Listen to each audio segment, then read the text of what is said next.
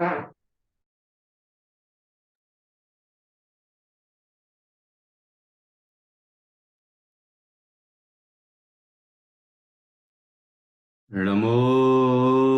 अर्हन्ताणं नमो सिद्धाणं नमो आयरीयाणं नमो अध्यायाणं लोये सव्यसाहुणम्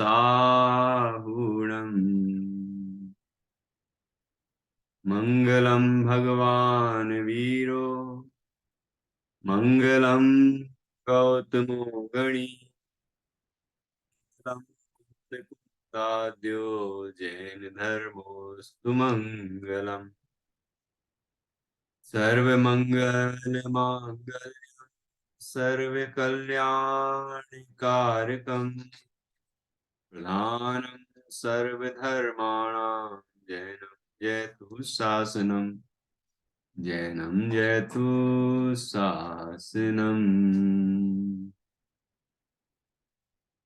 विश्वप्रकाशि महिमान् ममानमेकम् ॐ हेतुभूतम् यं शङ्करं सुगतमीशमनीशमाहु अर्हन्त मूर्जितमहं तमहं नमामि।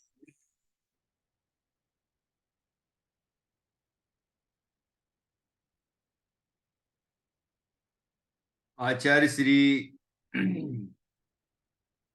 योगेंदु देव द्वारा रचित अमृता सीति नामक परमागम है। अमृता सीति नामक ग्रंथ है। परमागम तो है ही, जो अध्यात्म है वह परमागम ही कहलाता है।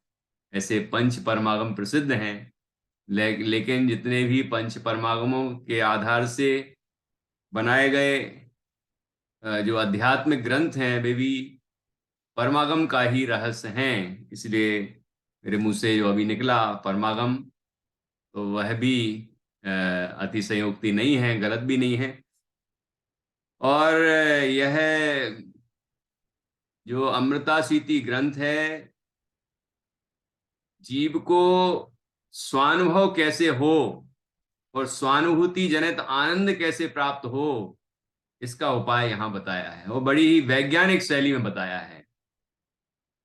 प्रारंभ से ही जीवों को भोगों से छुड़ाकर, धन संपदा से छुड़ाकर, इंद्रिय विषयों से छुड़ाकर पुण्य अनुष्ठान में लगाया, धार्मिक कार्यों में लगाया, और फिर जीव को स्वानुभव का महात्म बताया। और इसके बाद अब उस स्वानुभव के लिए जो जो आवश्यक बातें हैं वो भी बताई जा रही है। क्योंकि जीव को ये तो समझ में आ जाता है कि मैं शुद्ध चैतन्य हूं और मुझे अपना अनुभव करना है और अपने अनुभव से ही मुझे आनंद मिलना है, लेकिन फिर भी अनुभव नहीं करता। अपनी निधि अपने अंदर है लेकिन उसको पहचानता नहीं। तो आचार्य ने कहा उसका कारण क्या? तो कहते हैं उसका कारण है मोह, उसका कारण है अज्ञान। ठीक है। और मोह और अज्ञान के कारण क्या क्या हो रहा है कि जीव इस शरीर को अपना मान रहा है, अपवित्र शरीर होने पर भी उसको पवित्र मान रहा है, उसको उसमें रम रहा है। और जो विश्व के जीव हैं सभी, वे संसार में परिभ्रमण करके दुखी हो रहे हैं और उनमें अपन भी है। ये सब अज्ञानता और मोह के कारण हो रहा है। तो ये मोह कैसे दूर हो, ये अज्ञानता कैसे दूर हो, कि तत्व ज्ञान के बल से दूर होगी। ये चर्चा अब और आगे आती जाएगी। अभी यहां 16वां काव्य है। यहां 16वें काव्य में आचार्य बताते हैं कि जीव को भेद विज्ञान नहीं है तो उसकी प्रवृत्ति कैसी होती है? ठीक है। मूल बिंदु क्या है इस ग्रंथ का? कि जीव को स्वानुभव कराना है, स्वरूप का ध्यान कराना है, और स्वानुभव से, स्वरूप ध्यान से जो निराकुल अतीन्द्रिय आनंद प्राप्त होता है वह प्राप्त कराना है। ठीक है ना? अब वह कहां कहां अटका है? पहले तो शरीर में अटका है, तो शरीर की अपवित्रता अशुचिता बताकर उससे विरक्त कराया, द्वेष नहीं कराया, विरक्ति कराई। और विश्व के जो अन्य पदार्थ हैं, पंचेंद्रिय के विषय हैं, उनको दुख रूप बताकर उनसे ही विरक्ति कराई। और विश्व में जितने भी जीव हैं, संसारी जीव, वो संसारी जीव किस तरह दुखी हो रहे हैं और हम भी उनमें शामिल हैं, तो उसका कारण क्या है? तो वो कारण हमें भी समझ में आता है कि हमारा मोह है, अज्ञान है। कि जिसमें हमें स्पष्ट समझ में आ रहा है कि ये दुख है, लेकिन फिर भी हमें वही चाहिए। हमें ये बिल्कुल समझ में आ रहा है कि शरीर अपवित्र है, लेकिन हम उसमें ही रमेंगे। तो ऐसा हो तो रहा है ना हमारे साथ। तो इसको छोड़े कैसे? कि ये बार बार अभ्यास से।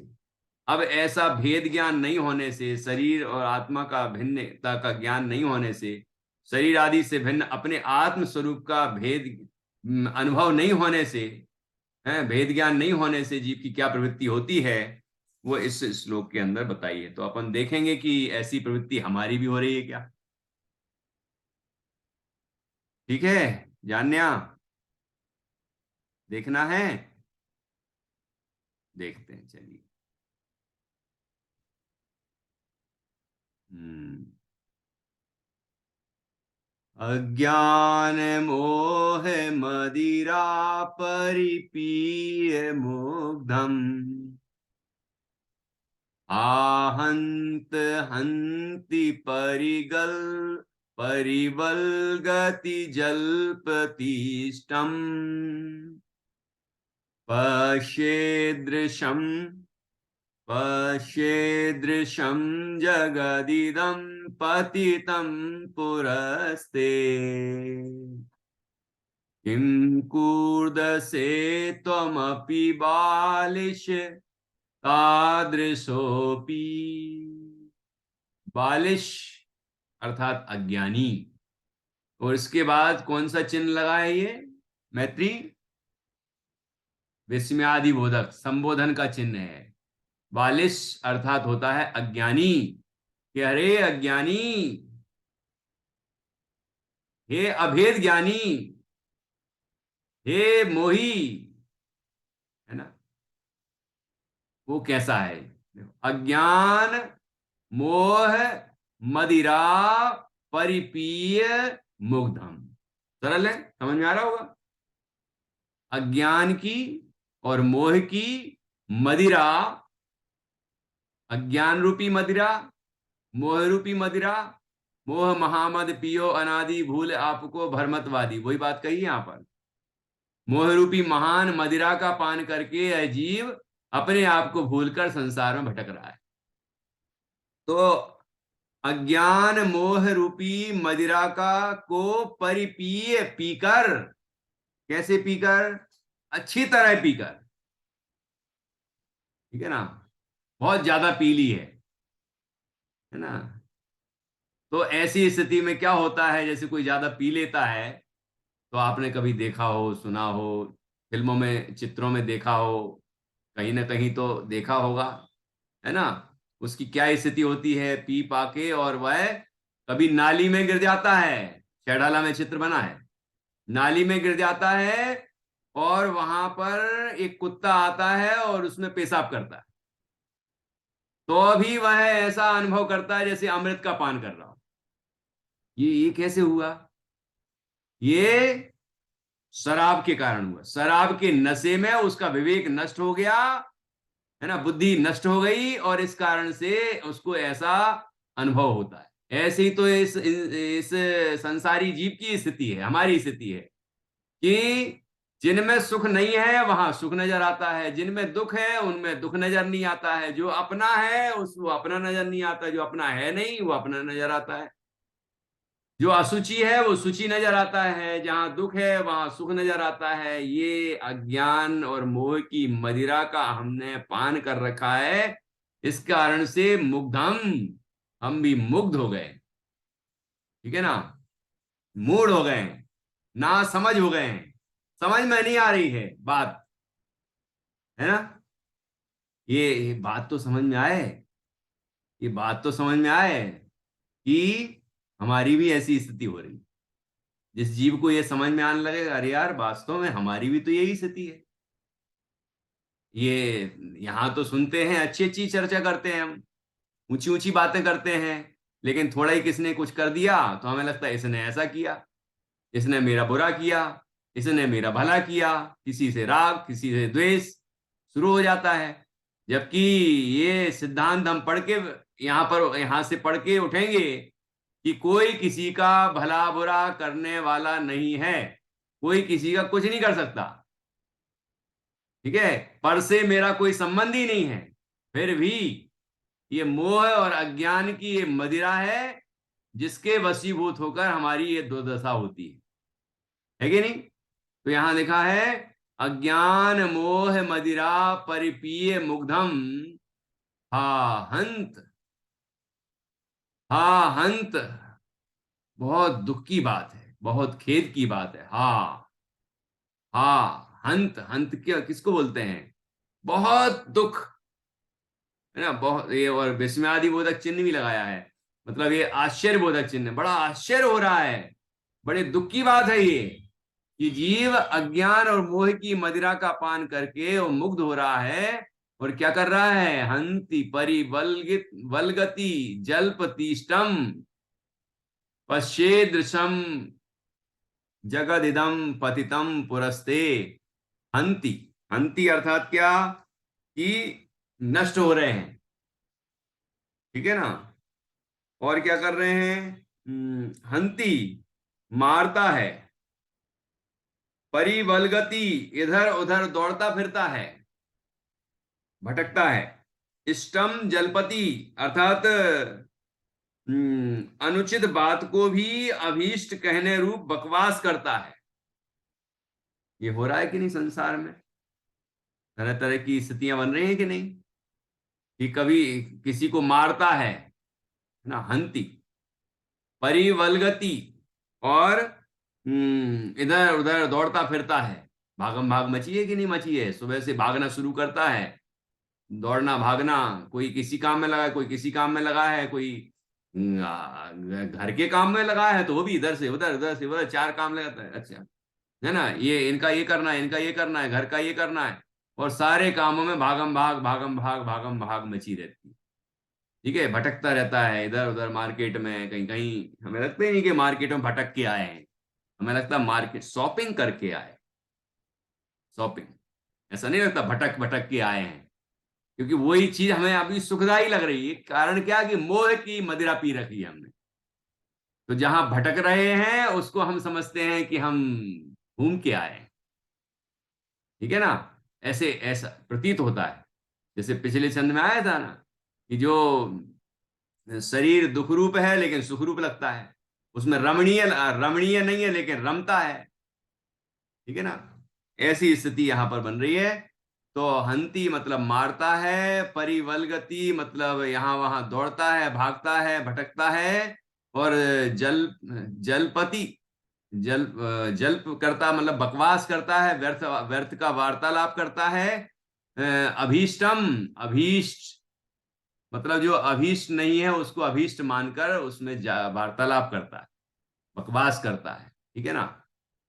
पश्येदृशम, पश्य ईदृशम, देखो इस तरह, जगत इदम, यह जगत, इदम अर्थात यह जगत अर्थात संसार, पतितम पतित हो रहा है, गिर रहा है, कहाँ, पुरस्ते, कि सामने ही इसका पतन हो रहा है, सामने ही गिरता हुआ दिखाई दे रहा है, कि तुम्हारे सामने पतन को प्राप्त इस लोक को देखो, इस लोक को देखो, इधर मत देखो, इस लोक को देखो, ऐसे समझा होगा, नहीं नहीं, इस लोक को देखो, मतलब ये मैं भी उसमें इस लोक में संसारी प्राणियों में मैं भी शामिल हूं। तो मैं भी ऐसी स्थितियों को प्राप्त हूं, आप भी ऐसी स्थितियों को प्राप्त हैं, और संसार ऐसी स्थिति को प्राप्त है। लेकिन कौन ऐसी स्थिति को प्राप्त नहीं है? ये ज्ञानी जन। क्योंकि यहाँ तो जो अभेद ज्ञानी हैं, जो मिथ्या ज्ञानी हैं, जो अज्ञानी हैं, मोही हैं, उनकी बात चल रही है। तो जिनने मोह को जीत लिया है, जो दर्शन मोह को जीत चुके हैं, है ना, जिनने देश देश चारित्र को प्राप्त कर लिया है, दो कसाय चौकड़ी को जीत लिया है, जिनने तीन कसाय चौकड़ी को जीत लिया है, उनका अभाव कर दिया है, आगे आगे और कसायों का अभाव कर दिया है, ऐसे जो साधक हैं वो ऐसे भटकते नहीं रहते हैं, स्थिर रहते, शांत रहते, ठीक है ना, सुखी रहते हैं, स्वरूप का ध्यान करते हैं, आनंद प्राप्त करते हैं। यहां वहां आनंद नहीं खोजते, क्योंकि आनंद तो अपने अंदर है। एक श्लोक में आया था ना, यदि अपने अंदर आनंद ना हो, अपना स्वरूप ही अत्यंत सुंदर ना हो और उसमें आनंद ना मिलता हो, तो ज्ञानी जन भी इधर उधर ढूंढे सुख को। लेकिन चूंकि अपने अंदर ही है, तीन लोक में सबसे सुंदर पदार्थ निःशुद्धात्मा ही है, और उसके आश्रय से आनंद मिलता ही है, तो यहां वहां क्यों खोजे? है ना, ऐसी चर्चा भी आई थी। देखिए, किम कूर्दसे तुम अपी बालिश तादृशोपी। ये जगत तो इस तरह से हमारे सामने ही पतित होता हुआ दिखाई दे रहा है।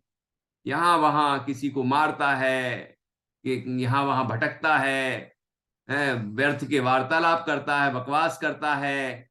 ये सब मोह के और अज्ञान के कारण ऐसा हो रहा है। मोह और अज्ञान की मदिरा का पान करके ऐसे ना समझ हो रहे हैं जीव, ठीक है ना। तो ऐसी स्थिति को ये जगत तो प्राप्त कर रहा है। लेकिन आचार्य कहते हैं किम कूर्दसे त्वम अपि तुम भी ऐसे ही कर रहे हो, है ना। आचार्य हमसे कहते हैं कि तुम भी ऐसे ही कर रहे हो। ये जगत ऐसा कर रहा है, तो वो तो तुम देख ही रहे हो सामने के सामने, लेकिन तुम भी ऐसे ही कर रहे हो। तुम्हें तो ऐसा नहीं करना चाहिए ना। जैसे हमारे जो हमारे बच्चे होते हैं, तो हम कहते हैं देखो ये ऐसा करें, तो अब क्या करें हम, बताओ। है, लेकिन तुम भी ऐसा कर रहे हो, ये तुम्हें शोभा नहीं देता। तुम्हें ऐसा नहीं करना चाहिए। तुम तो हमारे राजा बेटे हो, तुम तो उच्च कुल में पैदा हुए हो, तुमने उच्च संस्कार पाए हैं। इधर उधर पैदा हुए होते ऐसे कुल में जहां जो जैनाचार्य में नहीं बताया, ऐसी चीजों का आचरण होता हो, तो वो काम तुम करते तो कुछ नहीं कहते, है ना। लेकिन तुम ऐसा कर रहे हो, तो बच्चा समझ जाता है कि नहीं यार, हमें ऐसा नहीं करना है। हमारे कुल के संस्कार नहीं है, हमारे जैनत्व के संस्कार नहीं है, और ये सुखी होने का रास्ता नहीं है। सुखी होने का रास्ता तो हमारे जैन धर्म में बताया है, यही हमें करना है। तो वो अपने मार्ग में स्थिर हो जाता है और आगे बढ़ता है मोक्ष मार्ग में, है ना। ऐसे ही आचार्य हम सबको समझा रहे हैं कि तुम भी, है,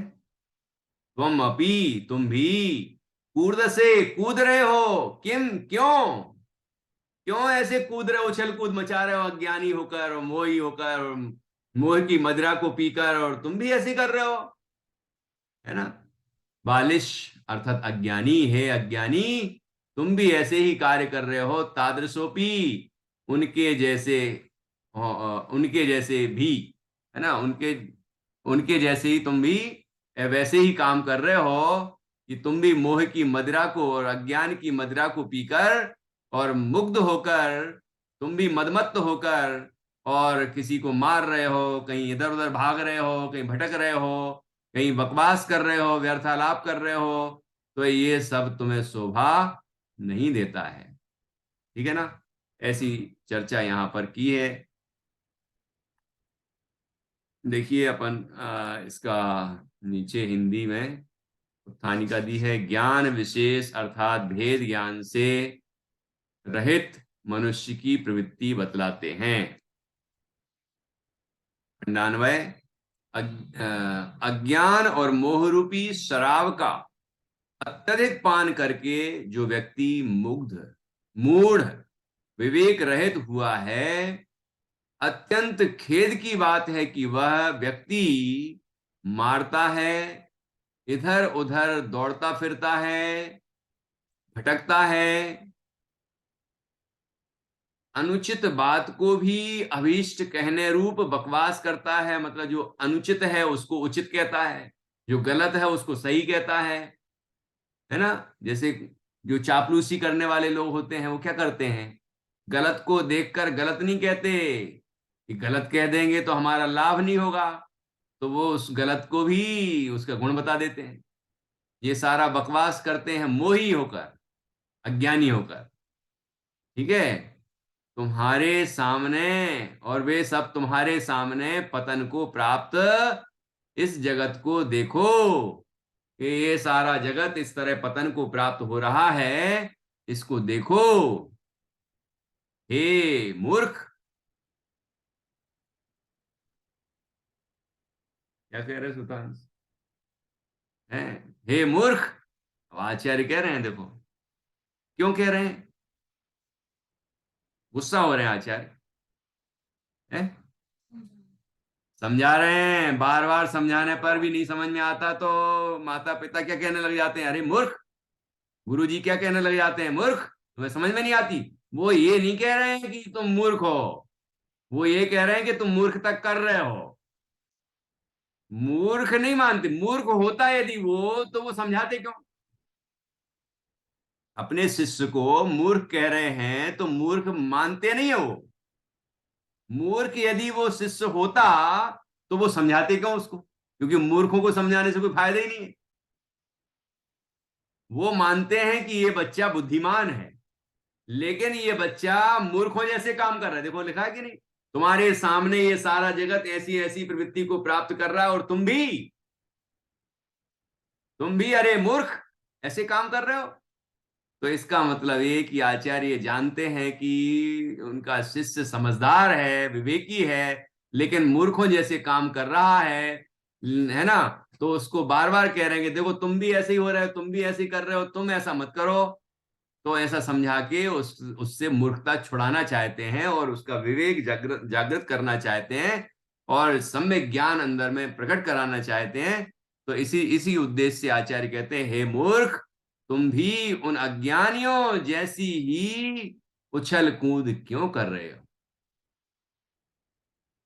ठीक है ना। तो क्या करना है नित्या, उछल कूद करना है कि नहीं अज्ञानियों जैसी। हाँ नहीं करना। फिर क्या करना है, हमें सम्यक ज्ञानियों जैसे कार्य करना है ना। हमें खुद सम्यक ज्ञानी बनना है, साधक बनना है, मोक्ष मार्ग का पथिक बनना है और मोक्ष मार्ग से आगे बढ़ते हुए मोक्ष को पाना है। ठीक है ना।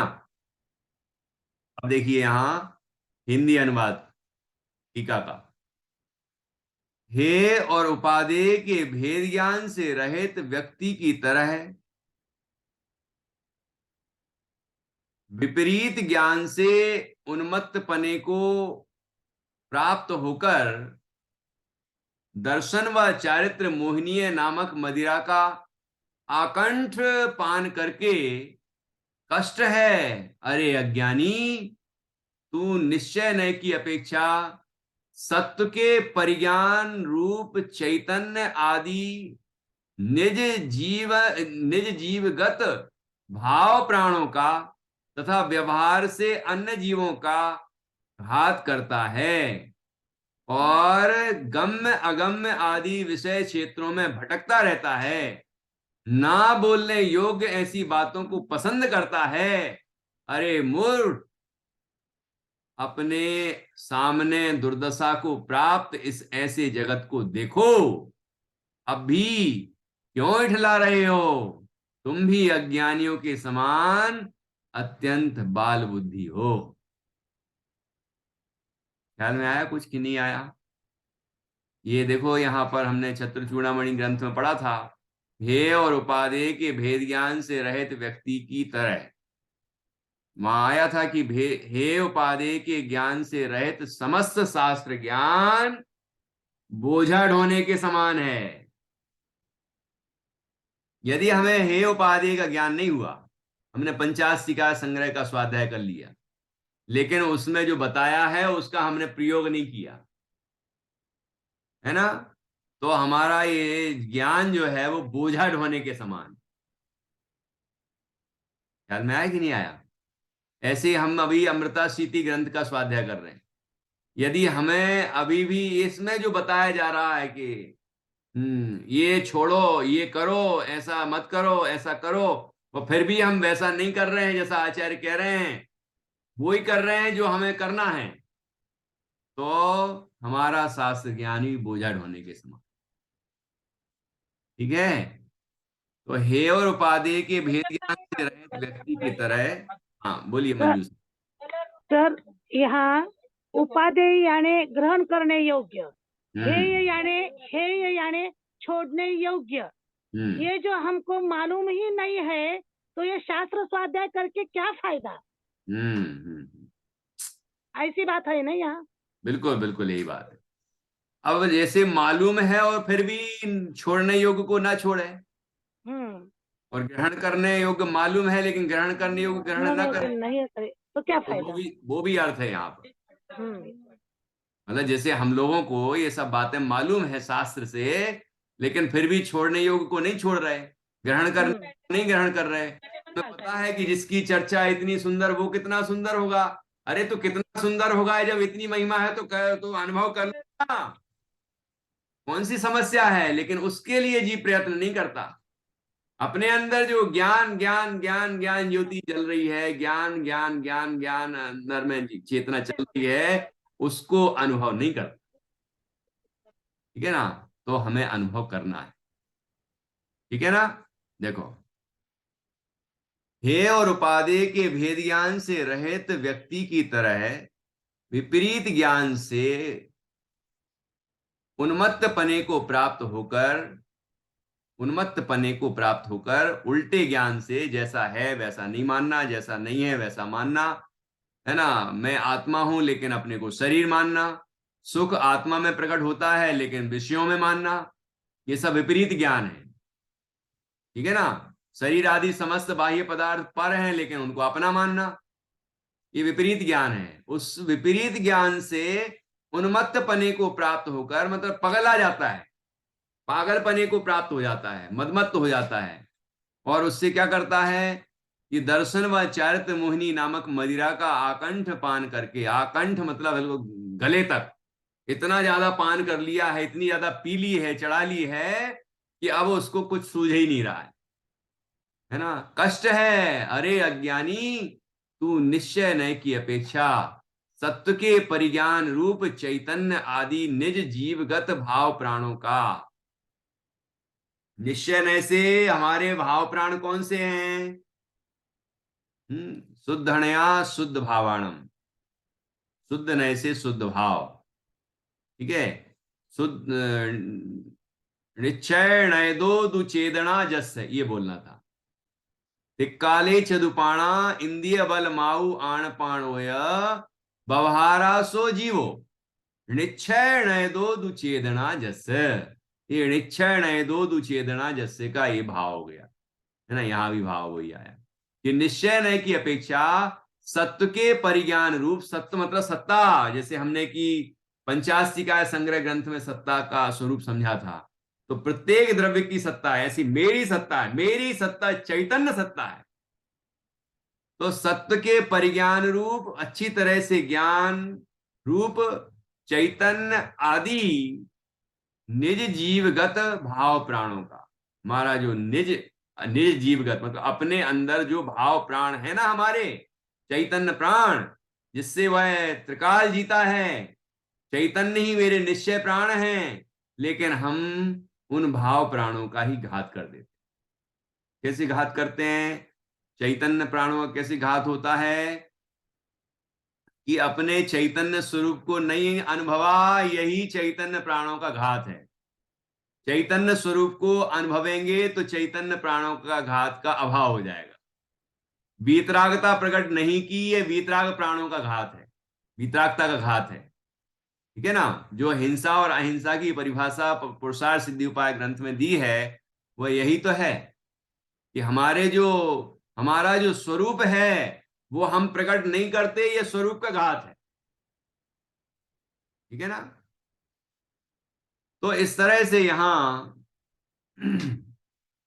कहा कि तू निश्चय नय की अपेक्षा सत्व के परिज्ञान रूप चैतन्य आदि निज जीवगत अपने जीव में पाए जाने वाले अपना अपने जीव स्वरूप जो चैतन्य आदि भाव प्राण हैं उन भाव प्राणों का तथा व्यवहार से अन्य जीवों का घात करता है।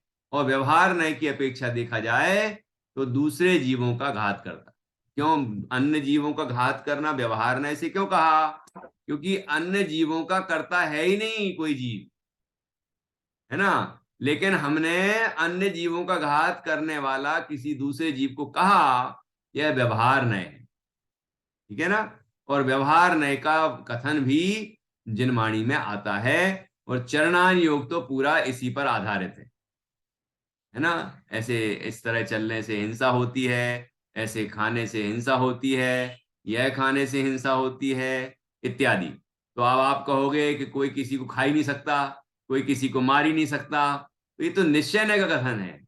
लेकिन व्यवहार नय से ये कहा गया है कि हमें किसी जीव का घात नहीं करना।